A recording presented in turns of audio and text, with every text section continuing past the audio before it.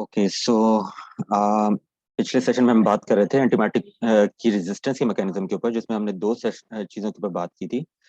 First के enzymatic जो है वो मॉडिफिकेशन कैसे होती है एंटीबायोटिक्स की, जैसे बीटा लैक्टेम्स की हाइड्रोलोसिस मैकेनिज्म के जरिए या फिर ग्रुप एडिशन के जरिए, जिसकी वजह से एंटीबायोटिक्स अपना जो असर है वो लूज कर देती हैं, लॉस कर देती हैं। Second mechanism of antibiotics resistance जिसके ऊपर हमने बात की वो थी टारगेट साइट मॉडिफिकेशन के ऊपर, जिसके अंदर ऑर्गेनिज्म अपना वो टारगेट जहां पे एंटीबायोटिक एक्ट करती है उसको मॉडिफाई कर देता है, उसकी शेप को चेंज कर देता है, जिसकी वजह से वो की एंड लॉक मैकेनिज्म हो जाता है, वो लॉस हो जाता है। Now we will continue onward. एक और मैकेनिज्म ऑफ एंटीमाइक्रोबियल रेजिस्टेंस जो होता है वो होता है प्रोटेक्शन ऑफ एंटीमाइक्रोबियल टारगेट्स। अच्छा, समझने की जरूरत है कि एंटी माइक्रोबियल प्रोटेक्शन टारगेट्स की प्रोटेक्शन जो है ये सर्टेनली डिफरेंट है फ्रॉम एंटी माइक्रोबियल साइट की जो रेजिस्टेंस थी जो हमने पिछले उसमें सेशन में पढ़ी थी। हम जानते हैं कि एंटी माइक्रोबियल बहुत सारी, जैसे स्पेशली बीटा लैक्टेम्स, ये बैक्टीरियल सेल वॉल पे एक्ट करती हैं और पेनिसिलिन बाइंडिंग प्रोटीन्स के ऊपर एक्ट करती हैं। बैक्टीरियल सेल वॉल जो होती है ये एक बहुत इंपॉर्टेंट स्ट्रक्चर है जो कि बैक्टीरिया के सेल के स्ट्रक्चर को मेंटेन रखती है। ये इसके साइटोप्लाज्म को प्रोटेक्ट रखती है और सेल मेम्ब्रेन को फ्रॉम एक्सटर्नल वर्ल्ड से बचा कर रखती है।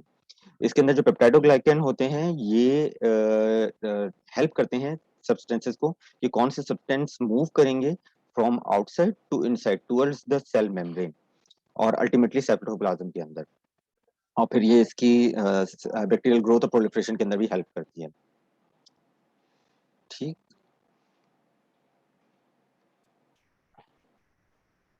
अच्छा, हमारे पास जो टारगेट प्रोटेक्शन होती हैं वो ग्राम पॉजिटिव और ग्राम नेगेटिव दोनों बैक्टीरिया के अंदर होती हैं, और ये जैसे मैंने पहले भी अभी बताया कि ये ड्रग रेजिस्टेंस के अंदर एक इम्पॉर्टेंट रोल प्ले करती हैं।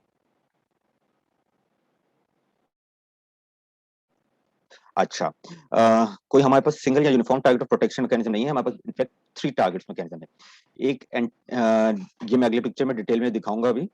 एक एलोस्टेरिक एंटीबायोटिक रिमूवल है, दूसरा restoration of the target function despite the presence of bound antibiotic, यानी टारगेट अपना जो है जूस काम के लिए बैक्टीरिया ने उसे बनाया वो काम अपना परफॉर्म करता रहेगा डिस्पाइट कि एंटीबायोटिक उससे बाउंड हुई है। और तीसरा है डायरेक्ट एंटीबायोटिक्स डिस्प्लेसमेंट। ये वो पिक्चर है, हम इजिली देख सकते हैं। फर्स्ट ऑफ ऑल अगर आप यहाँ देखें तो ये एक, अगर हम इसको कंसिडर कर लें कि ये बैक्टीरियल सेल वॉल है और यहाँ पे ये टारगेट है, ड्रग आके इससे बाइंड हुई, तो पहली टारगेट प्रोटेक्शन मैकेनिज्म के अंदर क्या होता है कि टारगेट प्रोटेक्शन प्रोटीन आता है, वो आकर ड्रग बाइंडिंग साइट पर अटैच हो जाता है और ड्रग को डिस्प्लेस कर देता है, जिसकी वजह से ड्रग बाइंड नहीं रहती है। जब वो डिस्प्लेस हो जाती है तो वो अपना एक्शन परफॉर्म नहीं करती है। आफ्टरवर्ड्स टारगेट प्रोटेक्शन प्रोटीन अपना काम करने के बाद निकल जाता है और इस तरह से एंटीबायोटिक रेजिस्टेंस आ जाती है। सेकंड के अंदर हम देख सकते हैं कि टारगेट प्रोटेक्शन प्रोटीन जो होती है ये एक opposite allosteric site of antibiotics पे बाउंड करती है। जब वो उस पे बाउंड करती है तो उसकी वजह से कन्फर्मेशनल चेंज आता है टारगेट साइट के अंदर। ये कन्फर्मेशनल चेंज जो आता है उसकी वजह से क्या होता है कि ये जो एंटीबायोटिक जो टारगेट साइट से बाउंड हुई थी वो डिस्प्लेस हो जाती है। आफ्टरवर्ड्स टारगेट प्रोटेक्शन प्रोटीन दोबारा से इस केस में भी डिस्प्लेस हो जाता है। थर्ड जो हमारे पास मैकेनिज्म है टारगेट प्रोटेक्शन का, उसके अंदर टारगेट प्रोटेक्शन प्रोटीन एक साइट पे बाउंड करती है, जिसकी वजह से एक ग्लोबल ओवरऑल एक कन्फर्मेशनल चेंज आता है, जिसकी वजह से टारगेट फंक्शन रिस्टोर हो जाता है डिस्पाइट कि एंटीबायोटिक उससे बाउंड है। यानी कि उससे उसको कोई फर्क नहीं पड़ता कि एंटीबायोटिक उससे बाउंड है या नहीं, और एंटीबायोटिक अपना काम नहीं कर पाती यहाँ पर। सो ये 3 मैकेनिज्म है जिसके जरिए प्रोटेक्शन ऑफ टारगेट साइट हो रही होती है। हमारे पास इस मैकेनिज्म से काम करने के लिए 2 डिफरेंट मेथड्स हैं, एक राइबोसोमल प्रोटेक्शन प्रोटीन है और एक कोनोलोन प्रोटेक्शन प्रोटीन है। राइबोसोमल प्रोटेक्शन प्रोटीन जो होती है ये टेट्रासाइक्लिन यूज कर रहे होते हैं, जिसके अंदर अभी तक हमारे पास 13 क्लासेस हैं राइबोसोमल प्रोटेक्शन प्रोटीन की, जिसके अंदर बेस्ट कैरेक्टराइज टेट4 और टेट-एम है। ये टेट्रासाइक्लिन रेजिस्टेंस इंड्यूस करते हैं by interfering with the ability of the drug to binding of ribosome. यानी कि ये ड्रग को, जैसे हमने पहले भी डिस्कस किया था, मैक्रोलाइड्स अमाइनोग्लाइकोसाइड वगैरह जो कि राइबोसोम से बाउंड होती हैं ये उसको बाउंड नहीं होने देती हैं, और इवन इन टेट्रासाइक्लिन ये उसको उससे बाउंड नहीं होने देती हैं, और जब ये बाउंड नहीं होती हैं तो उसकी वजह से रेजिस्टेंस आ जाती है।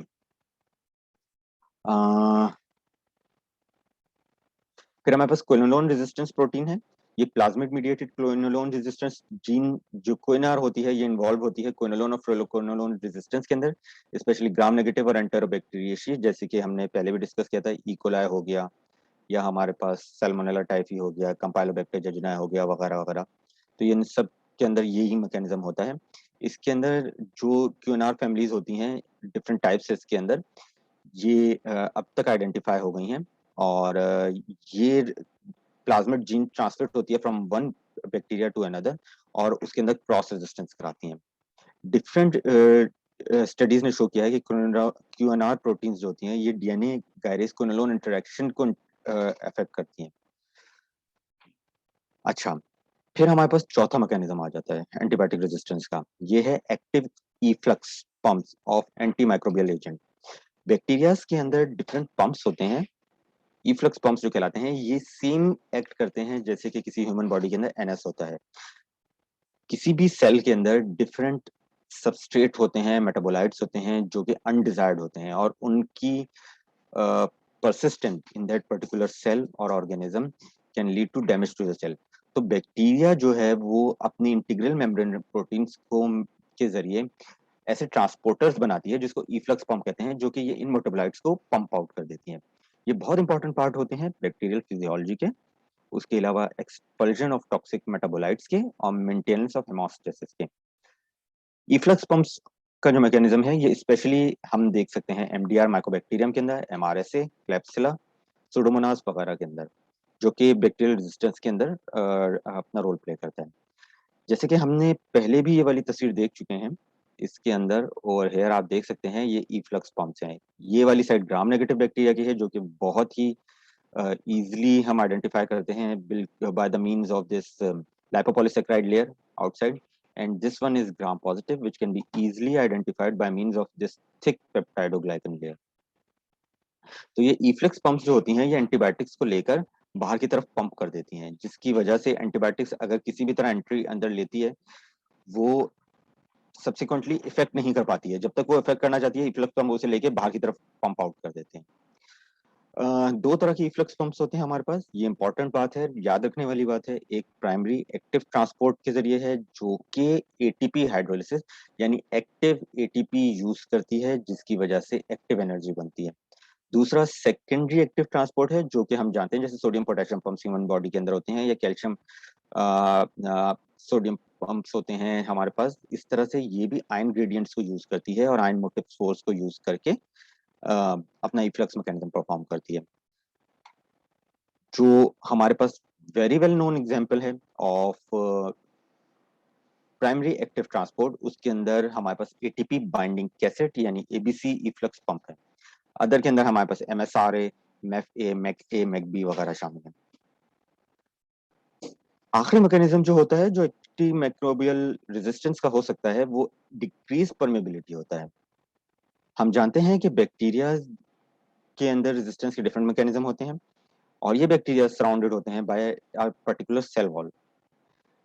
ये सेल वॉल रेजिस्टेंस चूज करता है कि कौन सा सब्सटेंस एंटर होगा, कौन सा नहीं होगा।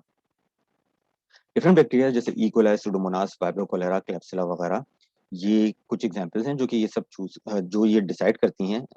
वैसे तो ऑल ओवर, बट जैसे ये स्पेशली जो इस मैकेनिज्म के जरिए एंटी माइक्रोबियल परमेबिलिटी को कंसिडर कर रहे होते हैं।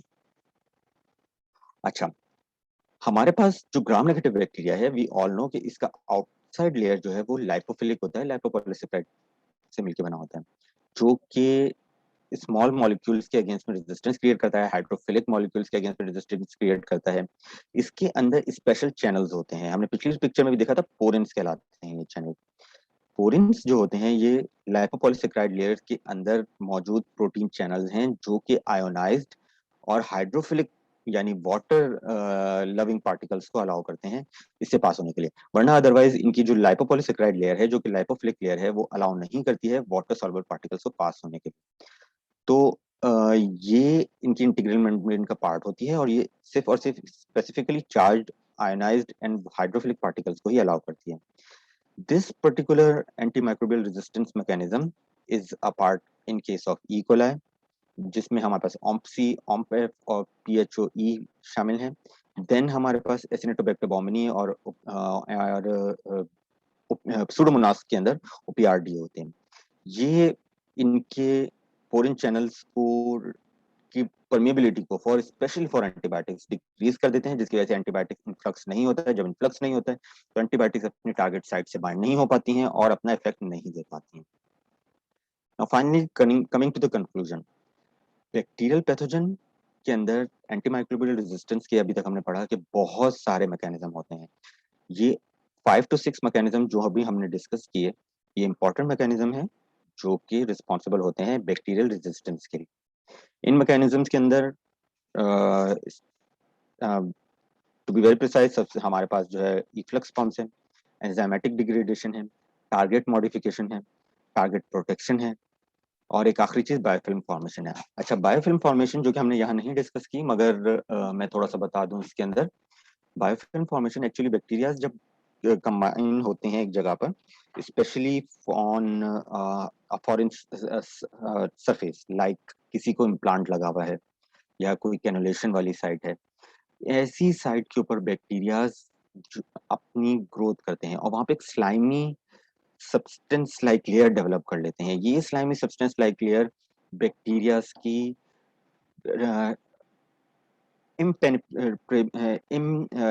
इम्पेनिट्रेबल होती है, जिसकी वजह से एंटीबायोटिक्स वहां तक नहीं पहुंच पाती। डेली लाइफ स्टाइल लाइफ के अंदर हम इसकी एग्जांपल ले सकते हैं। हमारे पास सुबह जब हम अपने दांत ब्रश करते हैं, हमारे पर दांतों पर प्लाक होता है, ये भी एक काइंड ऑफ अ बायोफिल्म होती है जो कि हमारा ओरल फ्लोरा ओवरनाइट प्रोड्यूस करता है। ये बायोफिल्म की प्रोटेक्शन के अंदर एंटीबायोटिक्स ना सिर्फ प्रोपेल करते हैं, प्रोपोगेट करते हैं, ग्रो करते हैं, एंटीबायोटिक्स भी इन तक नहीं पहुंच पाती। तो by this means they just grow and they get increased in number and they can cause further serious infection. फिर हमने ये भी देखा कि प्लाज्मिड डिपेंडेंट मैकेनिज्म्स के जरिए रेजिस्टेंस जो होती है वो डिफरेंट बैक्टीरिया से डिफरेंट बैक्टीरिया में भी ट्रांसफर हो सकती है। So all of these mechanisms are very important in causing bacterial resistance. Finally the method we the whole message we have to take home is कि at this particular moment of time we need new chemotherapeutics. Either it is not approved by DREP at the moment, or it is under production. By any means we need some new mechanism, new drugs, ताकि वो new cellular targets को target करके bacterias को kill करें, because bacterias are sharp being, they are developing new and new resistance mechanism day by day, and that's how they are causing difficulty for us to treat them. So that's how we need new chemotherapeutic agents ताकि हम इनको treat कर सकें। और उसके बाद उससे पहले जो हमारा उससे पहले स्टेप होना चाहिए, जो कि मोस्टली ओवरलुक हो जाता है, because it's very easy to prescribe an antibiotics but it's very difficult for a physician or for a healthcare professional to take precautionary measures, to avoid transmission of infection. And this is what we usually lack at is public health practices. Covid में somehow public health practices बेहतर हुई हैं, education भी बढ़ी है, मगर this should be continued and this should be done very appropriately and very precisely. Hand sanitization अच्छे से होनी चाहिए before examining a patient, after examining a patient. Hand sanitization before examining a patient, hand sanitization after examination of a patient, hand sanitization before dealing with secretions of the patient or doing a procedure over the patient, etc. फिर इसकी education होनी चाहिए ताकि दीगर health professional और दीगर जो patient के स्पेशली फैमिली मेंबर्स होते हैं वो भी इसको प्रैक्टिस करें। By this mean bacteria from one source to another source move नहीं करेगा, हम इसकी स्प्रेड को रिड्यूस कर सकते हैं and we can prevent transmission and propagation of resistant bacteria. Then we have to do antimicrobial stewardship. It's very important. The more you use high classes of antibiotic, those categories of antibiotics which are restricted, the more you are inducing resistance in the community, because bacteria जब भी किसी नई चीज से expose होता है वो उसके अगेंस्ट में प्लानिंग शुरू कर देता है. So we have to be very very cautious in using our rare drug.